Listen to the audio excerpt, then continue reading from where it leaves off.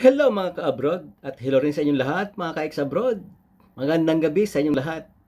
I think this is the right time para i-unbox natin itong dala kong super light ever LED flashlight Hunter Z2. So, eto, nasa box pa siya. Samahan nyo akong i-unbox at nang malaman natin ang features na sinasabi ng flashlight na to. Hindi natin malalaman ang mga features nito, hindi natin malalaman kung totoo hanggat hindi natin susubukan. So, i-unbox natin, then itatry natin tingnan kung gaano kaliwanag itong Hunter Z2. Bago natin tuloy ang i-unbox itong Hunter Z2, tingnan muna natin ang mga specifications na nakalagay sa kanyang box. Model, Hunter Z2, net quantity 1, material, aluminum, net weight 445 grams, and gross weight 635 grams. Ayan, with Arabic handwriting. And ito ay sinacharge sa pamamagitan ng Type-C charging o yung mga pa-charge ng cellphone nyo, pwede nang itong i-charge. And rotatable head for focus adjustment, 4,000 milliamps Aeon battery, 2,000 meters real range distance. So, ayon sa ating bubuit. Hindi, ayon sa nakalagay dito, 2,000 meters. So, ibig sabihin, 2 kilometro yung effective range niya. So, titingnan natin.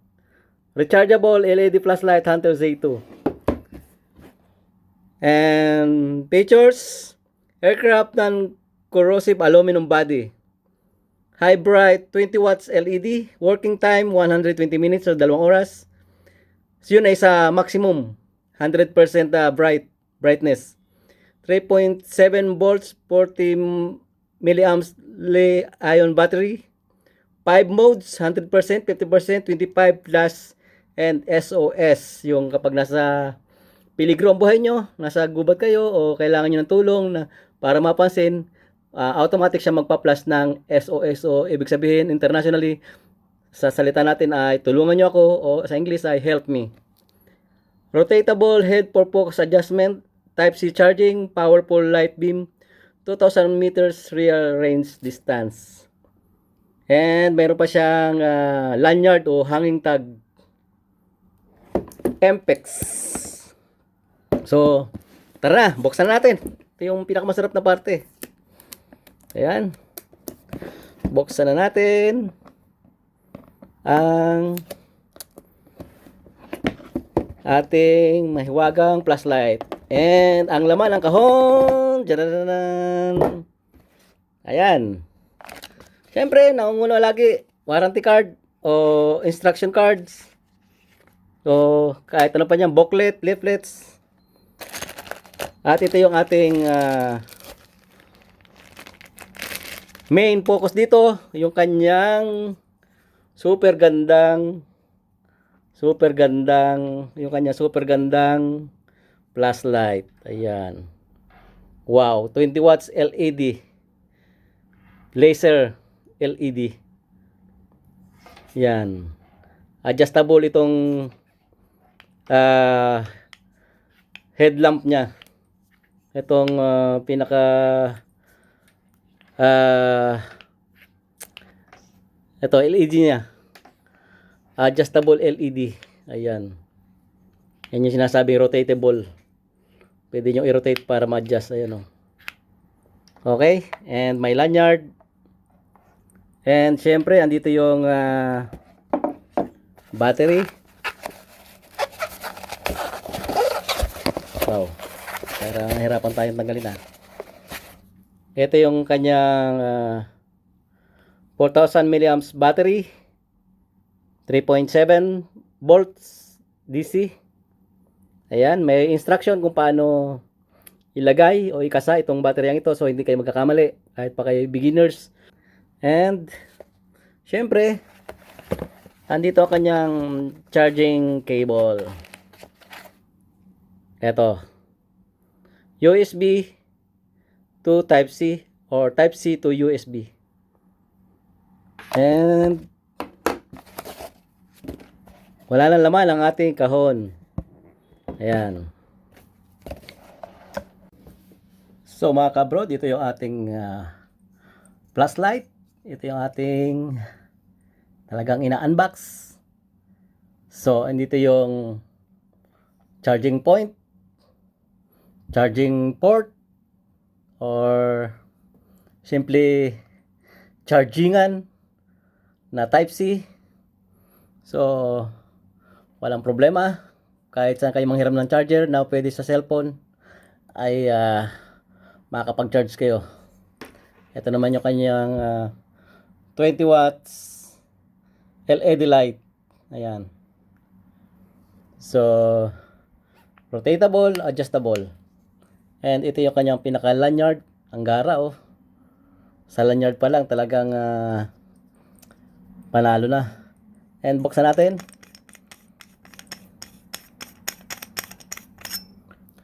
So, lagay natin yung battery. Sabi, ito yung sa unahan, positive. Okay. And here we go.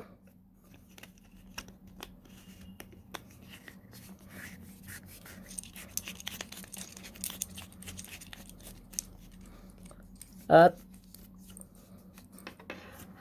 ready na tayo para subukan itong MPEX Hunter Zase 2.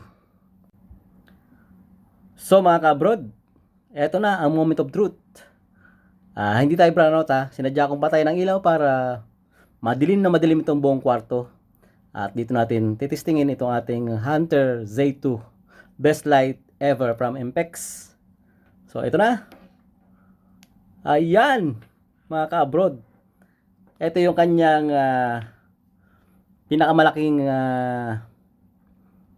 sindi ng ilaw. And kapag i-adjust nyo siya, ayan naman yung pinakamaliit. Ayan. Makikita nyo mga ka-abroad, mga ka-ex-abroad. Ayan. So, pag pinalaki nyo, wow. Maliwanag. Ang ganda. Wow. Sorry, sad to say, hindi natin matitesting outside, outdoor. Kasi andito tayo sa city. Anyway, pagdating sa probinsya, ito ay ating matitesting pa rin doon. So ito yung kanyang 100%. Tingnan natin yung mga modes niya ng light. Ito na yung 50%, 25%. Ito yung strobe light o blinking light. At ito naman yung SOS o help me light. Yan, automatic po yung magpapabalik-balik sa SOS blinking state hanggang sa maubos na yung laman ng battery nyo. Anyway, nasabi ko na kanina, 120 minutes ang itatagal ng battery ito sa full. Sa 100% na light. Itong state na to, 100%. At ito pala mga ka-abroad na merong charging meter. Ayan. Pagka naka-ilaw lahat yung apat na yan, ibig sabihin full charge. Sa ngayon, ay nasa 75% na yung ating battery dahil 3 button na lang yung nakailaw.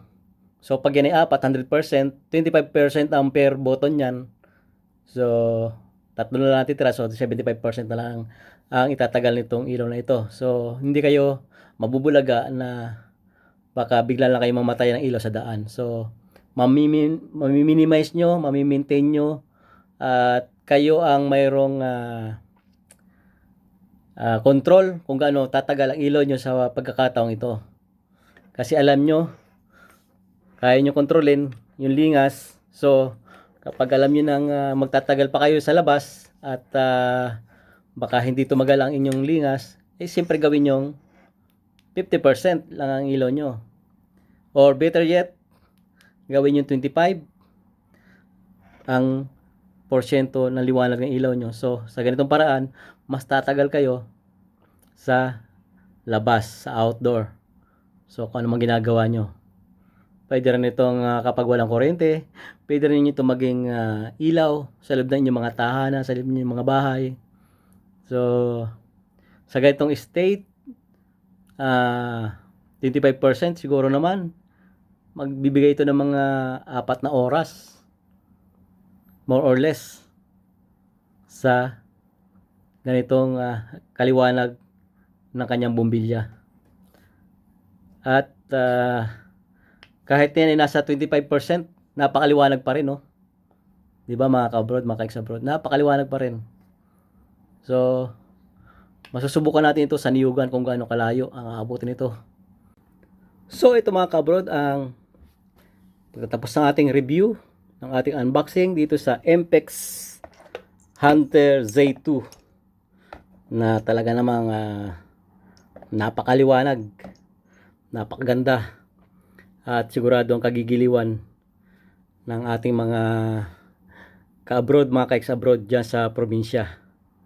Talaga namang swabing-swabe ang dadalhin nitong liwanag sa ating buhay sa madilim na mga panahon dyan sa provincial outdoor.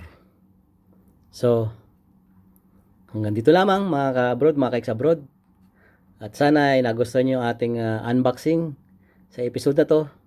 Maraming salamat sa panonood. God bless. Bye bye.